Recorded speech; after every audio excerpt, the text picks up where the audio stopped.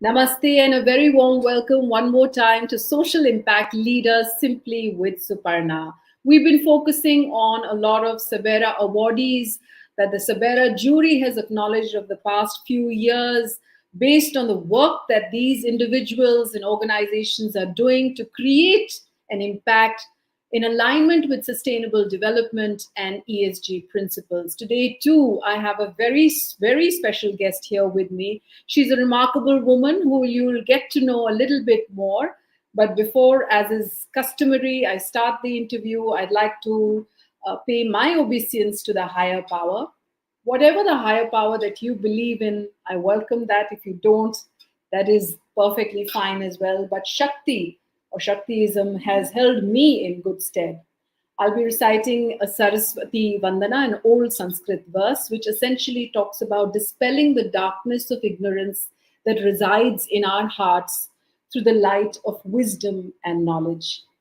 Ya kundendu tushara dhavala, ya shubhra vastravrita, या वीणावरदंड मंडितकरा या श्वेत पद्मासना या ब्रह्मचित्त शंकर प्रभूति भी देवै सदा वंदिता सा मां पातु Saraswati Bhagwati निशेष जाड्यपहा.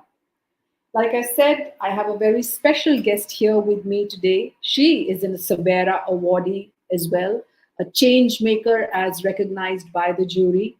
She has been mainstreaming youth with disabilities in education and in the workplace. This takes the disabled out of this vicious cycle of poverty and moves them into a virtuous cycle of opportunity. Meera Shenoy. She founded Youth4Jobs, that has become the largest organization in this space in South Asia and is recognized as a system changer. To date, Youth for Change has reached up to 13 million households and impacted close to 6 lakh youth with disabilities, both in the rural as well as in the urban setting, and their parents as well. The Honorable Prime Minister mentioned her work in the popular show Man Ki Baat. Please join me in welcoming Meera Shenoy. Thank you so much, Meera, to be a part of this conversation with us today. It's wonderful to be here, Suparna. Your journey has been inspirational. When I was mapping your curve through your career, how when we had this discussion earlier on as well, how you never really started out to do something in the social impact sector, but now when you look back, it seems that everything has fallen into place and was created in a way for you to be able to do this. Absolutely. In fact, um, I must tell you, let me begin with a funny story. Um, when my mother died, we opened Godrej Almere. We were clearing out stuff. And there, I think for a lot of us who come from traditional families, your Janam Patri is done, okay? Which we, of course, don't have any belief, so we don't look at it, okay? And we never looked at ours.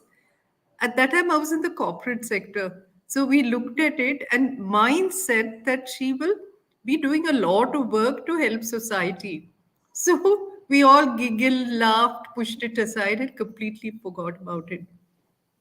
But here I am, huh, who You've describes become as a you described. Harvard case study now. Yeah, that's right. A change maker in my, small little way. But I do believe very strongly that when you really want to do good, and this desire is something not for yourself but someone else, I think the universe conspires to help, people, not just me, but anyone on the path. And I found this common thread when I talk to people. I used to work in the corporate, I worked with Business Media, and when I used to go out to do these stories in the rural areas, every day I would sleep at night and get up in the morning saying that, capturing these on print and television is not enough. Somehow I should do hands on work. and then it happened, Wow. So, What a beautiful note to start off with, because अगर आप शिद्दत से किसी चीज को चाहें तो पूरी सृष्टि, पूरी yes, कायनात आपको मदद करती है उसको एग्जीक्यूट करने absolutely, में. absolutely. So how, what would, if I were to go back to the little Meera who was born in India, who had no clue what she's going to do looking back now, what were your influences? Uh, from your mother's side, from your father's side, the environment that you grew up in, what was that like? I think I grew up in a joint family, a typical upper middle class. My father was the only son, so we lived in this large, rambling house. Um, the two influences on my life were my grandfather and my mother. My grandfather, because even though he was one of the first British medical officers in the British times, he was so simple. We kept an open house, and whatever you had was shared with any guest, and no one went back empty handed, whether it was money they wanted for a marriage, whatever it was. And when we got married, all he gave me and my siblings was a little book of everyday prayer. Okay. I had not read it for a long time, Suvarna. But maybe the last 1 year, I've started every day reading it if I'm not traveling. And I find every day it's so apt, you know. It's sort of uh, it has some kind of a link of with what my thoughts are, and I think helps me to be an inward driven kind of person. My mother, because again, bright woman, perhaps one of the first to be in Vellore Medical College, had to give up her medical journey because she married an eligible bachelor who was my father. And she just brought us up. She was a housewife, but she taught herself the stock markets in those days. And Wow. really, I mean, the kind of investment she made, I sometimes feel like laughing because I don't have either the inclination or the brains. All I do is whatever I've inherited, I just keep them. Okay. But they all are blue chip companies, and I just feel so much of the attitude of gratitude that these people had such supervisions, and you don't forget it because, for example, my grandfather told all of us, you must give away at least 10% of what you earn every year.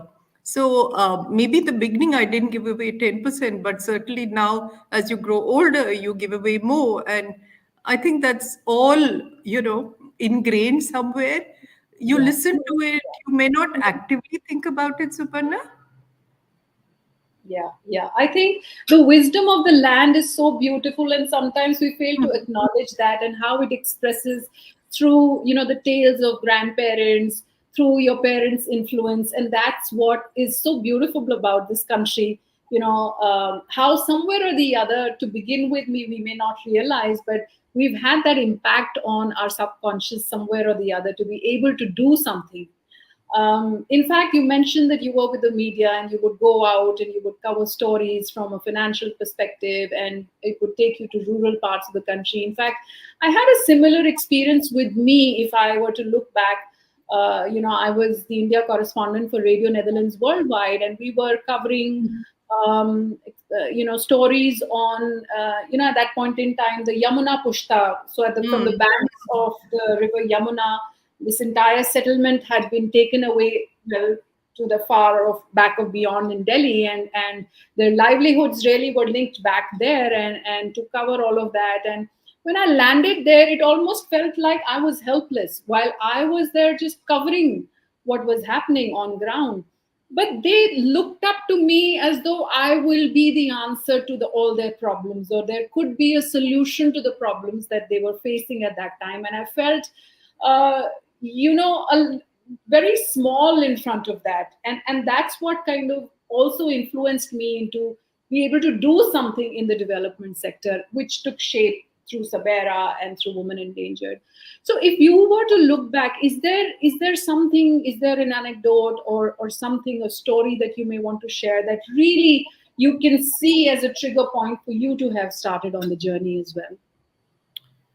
Oh, Or I maybe a think, series of events, I guess, more than just one particular one. yeah. I think the desire to do good happened, after my corporate and business media journey. When I joined the World Bank's largest project for the government of AP, where they asked me to set up India's first skilling mission. This was 2004, and I think it was a very progressive government which had thought that, listen, the youth of India have different aspiration from their parents, especially in rural areas. A kid doesn't want to be a farmer, a kid doesn't want to be a weaver because he sees the kind of financial struggle they have in their houses. So they said, hey, listen, can you think of a new way in which these youth can get aspirational jobs? Okay. The collectors would tell me that the youth would come for money and he'd give him a loan, but they'll make losses and again come back saying, I need more. So they said, listen, can you think of it? So I loved risks. So I said, why not? So I set up India's first job linked skilling mission for rural and tribal youth. And it was Wow. really fun because there were no cut and paste solutions. You had to be twice as smart as the bureaucrats who surround you. Wow. If you make mistakes, they're expensive because everyone's waiting for you to fall, especially in the beginning, since you're a private sector person. And So a it was woman long. at that. I don't know how your situation was, but in a man full of rooms, normally in all the boardrooms, you see these black and gray suits, and here is a woman who walks in with her beautiful saris or whatever it is, the color that she wants to wear. So it's almost, I think we as women also bring this upon ourselves that we need to prove that, we Ourselves. are capable. Definitely. Definitely. Especially if you're embedded in the government and in those days when it was so rare, you really had to prove yourself. But yeah, I did several interesting work. Like I set up the first rural retail academy. I followed it up with strengthening English, took it to scale, used tech for transparency. And when I left it at the end of 6 years, EGMM, that's what it was called, I'd taken the budget from 1 crore to 300 crores. Wow. More importantly, did a lot of notes, learning notes for World Bank because it was completely funded by them. And any minister, any bureaucrat who wanted to know how can rural youth get jobs, they came down to look at our work. And most importantly, I influenced policy because the word job got added to skilling. Till then, the skilling schemes of the government were not outcome oriented. They were all just skilling for skilling's sake. So just that three words of job, which we got added, made all the schemes. Now you have to know that your skilling has to have that job, otherwise it's no use for the poor. Okay, So so that's that where was the seed of youth for job actually was planted. yeah. Yeah, that's right. So this youth was a good thing, and I realized that a job also is something. It's really amazing at that phase of a life. So I knew I wanted to work always in jobs, but after that I worked with the World Bank across Southeast Asia in their poverty projects, looking at youth. Fell in love with Bihar, did a lot of work there because Bihar is an unlearning process. Whatever you learn, you unlearn, and you have to do new things over there. So a lot of fun. Then I went back to Delhi, funded by the UN, worked with the advisor to the Prime Minister on skilling. And then I said, okay, now I think with all this, I should set up my own organization. The point Super. was, Wow. You almost have like a 360-degree spectrum of yeah, all that it took for you to get here, yeah, and absolutely. it's not like you kept doing one thing over a period of time. You No, yourself accrued a lot of skills and exposure. absolutely. In fact, my friends laugh and ask me, why have I focused on one sector, which is youth, skilling, and livelihoods? But I tell them, that if you do it, what has happened is I think all these skills I'm leveraging for a very vulnerable, very, very vulnerable space. And that's why in 11 years, we were able to create a model for scale, which most other people have not been able to do because it's not out of the blue. It's all you know, there's been a pattern, and now suddenly it's like, this magic where all these skills you have, you are sort of putting on to that vulnerability and looking for getting solutions. And then persons with disabilities. While there is youth, there is the rural sector, and there is skilling and associating job or impact through that skilling with the youth. Then, how did the focus on the disability sector also, manifest itself? Um, I knew I wanted to work with youth, Suvarna, but I was just wondering, what? Because you can do girls. Okay, I knew how to skill girls very well. I could again go back to my rural work if I wanted, but I wanted to do something different. So then I looked at statistics, and it really shocked me. The statistics said that 1 in 6 in the world have a disability, and it says that 80%, ILO says 80% of the world's disabled are in developing countries like India. So I said, Joe, my God, if this is true, of course, they all are in the vicious cycle of poverty. Their education levels are low, their employment levels are low. So that keeps them in poverty. And I said, wow, I mean, this seems like I looked around me then. I asked NGOs who did a little training or rehabilitation. They said, we don't understand markets. There were one or two organizations in Bangalore, but they were working mainly with the urban youth. So I said, okay, then, there's an opportunity to give India a model for scale in this space. So that's the vision I set myself. Super. And then, we come to the fact that you've managed to create this space, and you've been doing this for the past 11 years, and you've received a lot of accolades and all. What is it that is so distinct about Meera Shenoy or about Youth for Jobs that they have been able to achieve what they've been able to achieve in terms of placements for disabled youth, considering that the youth themselves are struggling for placement, and here you've added on that disability, you've taken that on head on literally, and you've managed to create an impact, which is almost, I think, 80 to 90% of youth with disability that are associated with Youth for Jobs are actually placed in stable jobs, right? Yeah, it's actually a job, is so important. Every day you open the paper, you'll see scamsters. People have paid 1.5 lakhs for a job, but there's no job. In villages, quite often, the landlord over there, because his son doesn't have a job, whereas the most useless youth, who's a youth with disability, is now getting a job through us, and a good job. uh, Very, very timidly, sometimes when no one's listening, he'll ask that chap, how did you get a job? What's the secret kya hai? Okay, that you have managed when my son has not managed. So that diametrically changes the equations 360 degrees. That's what a job does. I think the reason why we've succeeded is, one is that uh, not just me, what I drive in my team is a belief in the potential of the poor.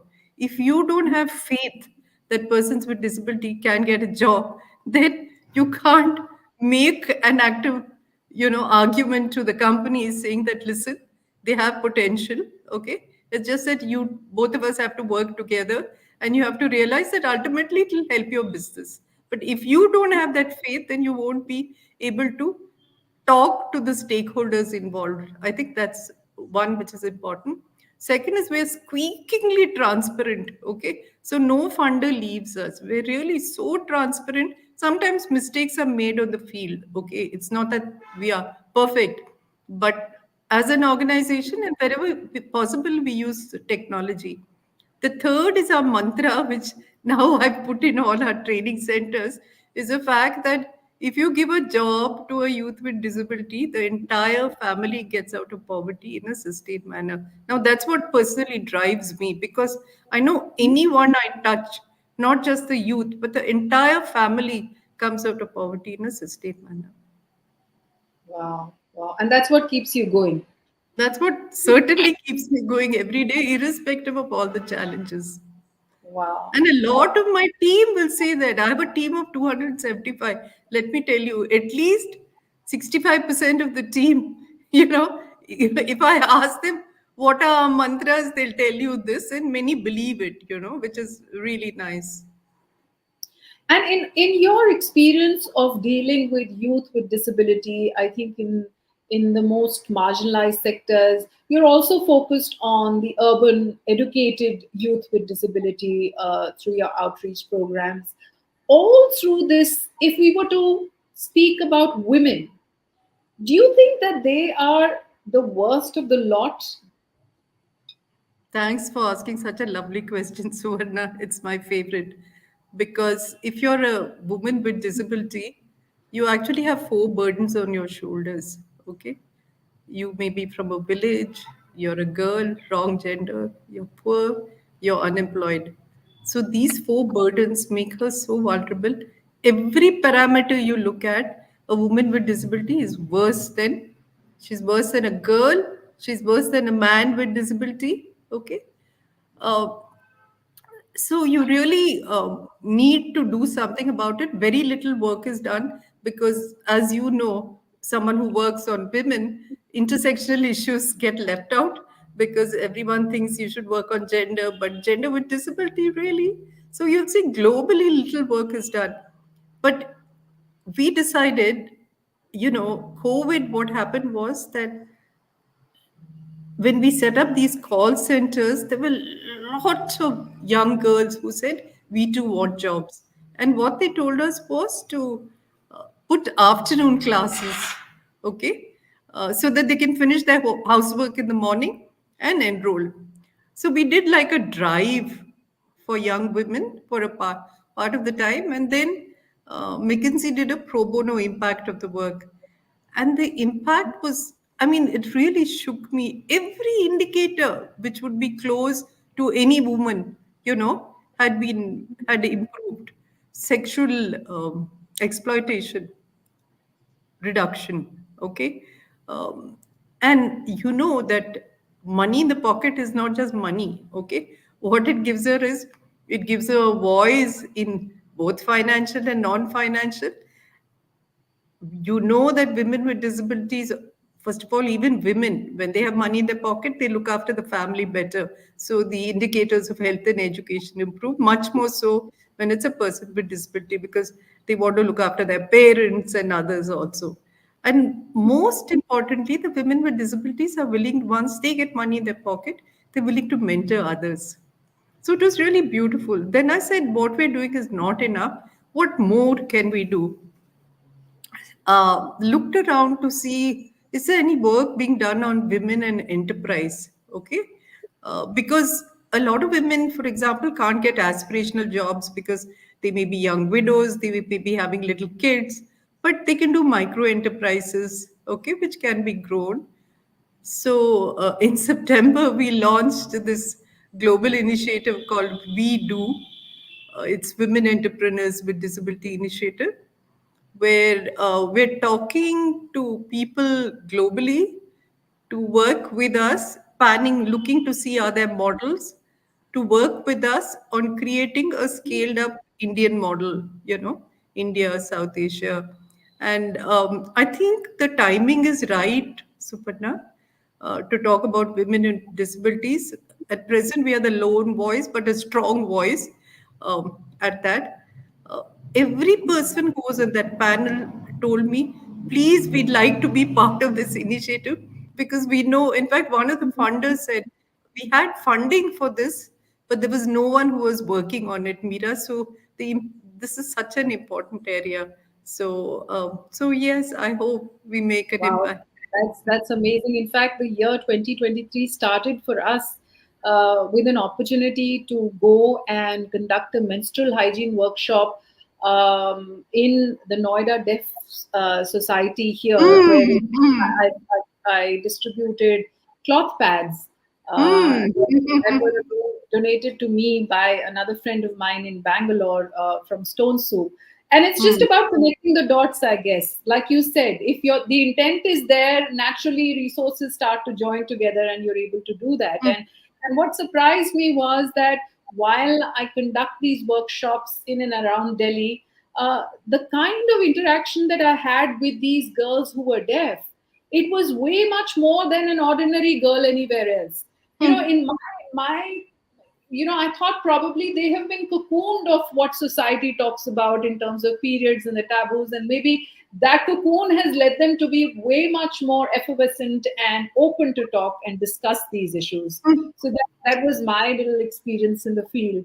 Uh, but I want to know also, say, for example, there are other people who want to focus on what you are doing, other parts of South Asia, other parts of the world, parts of the country. What is the learning that you have that you can share? Is it about focusing on specific, like, for example, you're focusing on IT and focusing also on markets, is what you told me. So has that been a distinguished kind of a factor that has enabled you to do much more than what anybody else can? Yeah, definitely. I think, to get a aspirational job, okay, what happens is a lot of people understand skilling, but they don't understand markets. Uh, I don't understand why, maybe because many of us come from corporates. We understand markets extremely well, and this silos which are created prevents actually a youth who's underprivileged or a youth with disability to get into the labor markets, okay, because you're trained quite often not to the needs of the market, but it's like training for training's sake, okay. That's why you'll find, you look at data which is there. They'll say the training schemes funded, there's 20% placement, okay, which those are low. That's because of these silos. So until you understand the corporates and the disabled, it's much more needed, because the companies may want to hire for various reasons. It could be that it's a multinational and the HR policy is, mandates that, okay. It could be ESG is driving them to hire, okay. It could be someone genuinely has compassion and wants to hire. So it could be someone who's already experienced the business advantage, like Amazon has, for example, to hire. So whatever the reason, even if they want to hire, they don't know how to do that. So we have a whole range of company services which keep increasing as the gaps come up, because new gaps come up, now, for example, you have assistive tech which can help the visually impaired, for example, to be productive if the company agrees to invest in the tech. Okay, the simple examples, if you're one-handed, they're very nice assistive tech, uh, which you can invest in to make sure that the youth is productive, and it helps the business of the companies. So we are very good at that.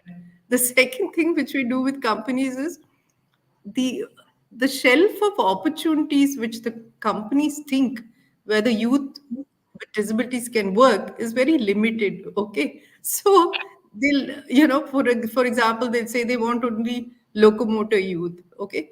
So constantly you have to stretch them, and not just stretch them but also work with the corporates to say how it can be done. For example, in the Alexa operation, they were never taking visually impaired, so we put the first 15, but the first 15 took a lot of time of us, Suparna. It was only after the first 15 succeeded that the company was bold enough to take another 15, another 15. That's how it works. Retailing, I mean, I love this example of a silent cashier. We were thinking, why can't a speech and hearing impaired work as a cashier? Because we know that in companies, they don't, they're very focused. But no company was willing to let us do that pilot, because they kept saying that's a most critical operation and the margins are small. Okay. So finally, one large group in Chennai allowed us to do that. 3 months later, they ran a consumer survey of, do people prefer a talking cashier or a silent cashier? 95% voted for a silent cashier. And there was no Wow. looking back, because it Wow. was not just that group. Today, you go to any mall, you'll find a speech and hearing impaired cashier. People may have forgotten who did the pilot, but the beautiful thing is that one disability gets mainstreamed into a huge opportunity. Absolutely. And you're somebody who is in a strategic position to be able to identify this gap with the industry, with the market, and of course, provide the skilling for the youth to be able to fill that gap. And you know what? It's almost like an oxymoron because most of these, while you say Alexa and it's a voice based, app, Siri, I'm told, was actually designed for the visually impaired, so that they can actually use voice command and be able to use their phone, as maybe somebody who has vision can be able to do that. And these are the technologies that were initially introduced for people with disability, and it's unfortunate that the ones that they were created for are bereft of that, to be able to work in that sector. So it's almost like an oxymoron. But Yeah, in fact, there's a nice mantra now, okay? And that's why if you look at the large tech companies, your phones, okay, etc., everything is becoming accessible.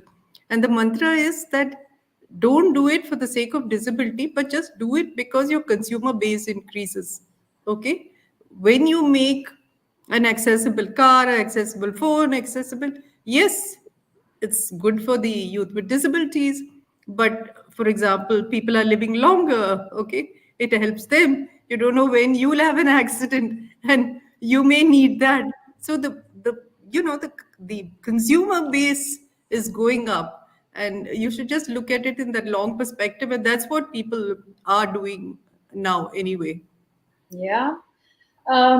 You know what? We've kind of now covered all aspects of how Hmm. you have managed to, come so far, and you've been acknowledged the world over. Even the Prime Minister acknowledged you, and I would definitely want you to, probably the apt thing would be for you to be able to share a message with people who are on a similar trajectory, on a similar path, or maybe are, just short of that path, for lack of funds, for lack of time, or thinking that when I retire I'll do it, or when I have enough resources then I do it. What is the message that you'd like to leave them with? Yeah, I mean, it's just funny because, many corporates, now it's less because I think people move. But at one time, I remember I used to keep getting these calls saying, can I move to the social sector? How will it be? What do you think? Etc. And I always say, if you're young, if you have a baby, if you don't have a working wife, okay, uh, don't set out. I mean, earn enough money so it keeps the whole family happy. Don't join the social sector now. But I think more and more are doing it because the end, what everyone wants is happiness. And I think work like ours, which creates so much happiness in different stakeholders' life, a lot of our work, Suvarna, happens because everyone blesses us, companies, different parents, you leave, youth, everyone blesses us. In fact, at one point of time, I used to be called the Mother Teresa of jobs. Even now, I suppose if I go to some parts, I'll be called that because uh, jobs means really something, okay? And definitely it gives happiness to people, compared to hunger. So the Dalai Lama keeps saying, every who doesn't want to be happy, okay? So if happiness is your mantra, I think it's really good to work for that. It's not work, then it's happiness. So I think we should not procrastinate. If you can do, begin in a small way, begin now, okay? I also feel very strongly about the fact that in our culture, we are, always look at differences. Okay. So you'll see a person will say, oh, that person is taller, this one is darker, this one is fatter. Uh, as a result, many of our youth tell me that when they come to the city, they don't mind having the cane. But in their villages, for example, because uh, people don't call them by the name. For example, if you're blind, you'll be called Andha and not Rajesh. Okay. Um, so there's so much discrimination in our rural areas, even in our urban societies. And truly, I keep thinking about this. When you go for a walk, you see in nature uh, different kinds. You see different kinds of leaves, different kinds of trees, dried wood, etc. You just allow it to happen, you appreciate it, okay? But the minute you start thinking of differences in human beings, immediately you become judgmental, okay? So I think that we need to stop looking beyond externalities, stop being judgmental, and just be open to seeing beauty in society. There can be differences, but there's beauty in everyone. And when you see potential in everyone, I think that's when issues like disabilities, different kinds of issues can get mainstream to have an inclusive and diverse society.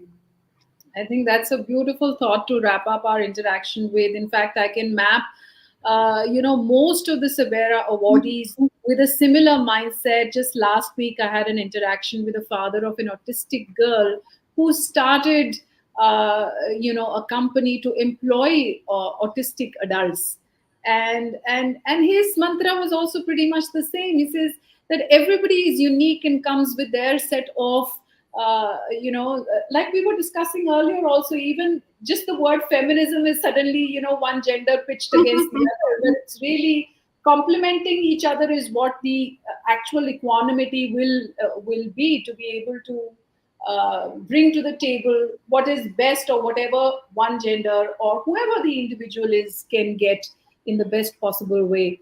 And he has started something called Auspice, where he employs autistic adults. And he says nobody is born useless. Everybody has value. Everybody can create value and add value. And I think you're saying pretty much the same thing, that everybody has beauty inside them. Everybody has value inside them. Just as long as we can hone that, shape that, and materialize that. Thank you so much, Meera, for taking out the time for being with us. And I hope to look forward to meeting you maybe through this Sabera or whenever you're traveling to this part of the country. Thank you. Thank you for your time. And Bye. I would also like to share this. Oh, okay. So we have Indrajit saying, God bless you to you again. More blessings coming your way.